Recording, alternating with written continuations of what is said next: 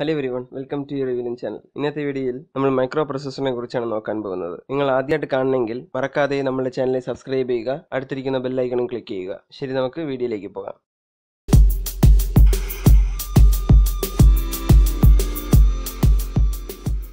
ഈ micro പ്രോസസ്സറാണ് CPUവിൻ്റെ അകത്തിരിക്കുന്നതിൽ mother board പോയിട്ട് ഏറ്റവും ഇമ്പോർട്ടൻ്റ് ആയിട്ടുള്ള ഒരു സാധനമാണ് മൈക്രോ പ്രോസസ്സർ. മൈക്രോ പ്രോസസ്സറിൽ തന്നെ നിറയെ വർക്കിംഗ് സെക്ഷനൊക്കെ ഉണ്ട്.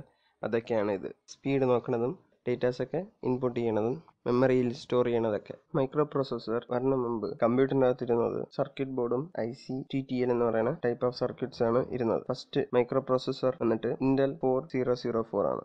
ഈ മൈക്രോ പ്രോസസ്സറൊക്കെ വന്ന ശേഷമാണ് നമ്മളൊക്കെ യൂസ് ചെയ്യുന്ന മെയിൻ ഫ്രെയിം കമ്പ്യൂട്ടറും സൂപ്പർ കമ്പ്യൂട്ടറൊക്കെ വരാൻ തുടങ്ങിയത്. എംബഡ് സിസ്റ്റം ടെക്നോളജി യൂസ് ചെയ്തിട്ടാണ് മൈക്രോ പ്രോസസ്സറിനെ ക്രിയേറ്റ് ചെയ്തത്. മാക്സിമം എല്ലാ സർക്യൂട്ടും എല്ലാ ഇലക്ട്രോണിക് തിങ്സും ഈ എംബഡ് സിസ്റ്റം യൂസ് ചെയ്തിട്ടാണ് ചെയ്യുന്നത്. അതില്ലാതെ ഈ മൈക്രോ പ്രോസസ്സറിൽ രണ്ട് ടൈപ്പ് ഉണ്ട്. ഒന്ന് 32 ബിറ്റും 64 ബിറ്റും. ഫസ്റ്റ് നമുക്ക് 32 ബിറ്റ് നോക്കാം. 32 ബിറ്റിലെ മെമ്മറി അഡ്രസ് വന്നിട്ട് 4GB ആണ്. 4GB ഇരിക്കുമ്പോൾ പ്രോസസ്സിംഗ് സ്പീഡ് സ്ലോ ആയിട്ടിരിക്കും. അതേപോലെ 64 ബിറ്റ് നോക്കിയാൽ മെമ്മറി അഡ്രസ് വന്നിട്ട് 16 TB ആണ്. അപ്പം അതിന്റെ പ്രോസസ്സിംഗ് കുറച്ച് ഫാസ്റ്റ് ആയിരിക്കും. ഇപ്പം നമ്മൾ കമ്പ്യൂട്ടറിൽ മാക്സിമം യൂസ് ചെയ്യുന്നത് 64 ബിറ്റ് ആണ്. ഇതാണ് ഫസ്റ്റ് മൈക്രോ പ്രോസസ്സർ, ഇന്റലിന്റെ 4004. ഈ ഫസ്റ്റ് മൈക്രോ പ്രോസസ്സറിന്റെ ബിറ്റ് വന്നിട്ട് 8 ബിറ്റ് ആണ്. ഇത് ഇൻട്രൊഡ്യൂസ് ചെയ്തത് 1971-ലാണ്. ഈ 8 ബിറ്റ് യൂസ് ചെയ്തിട്ടാണ് 12 ബിറ്റും 16 ബിറ്റും അവർ ക്രിയേറ്റ് ചെയ്തത്. പക്ഷെ അത് അത്രയും ഹിറ്റായില്ല. അതിനുശേഷം 16 ബിറ്റിന്റെ ഡിസൈൻ യൂസ് ചെയ്തിട്ടാണ് 32 ബിറ്റ് ഡിസൈൻ ചെയ്തത്. അത് മോട്ടോറോള ആണ് അത് ഇൻട്രൊഡ്യൂസ് ചെയ്തത് 1979. അടുത്ത് ഇന്റൽ കമ്പനിയും ഫസ്റ്റ് 32 ബിറ്റ് ഡിസൈൻ ചെയ്തു. അതിന്റെ പേര് വന്നിട്ട്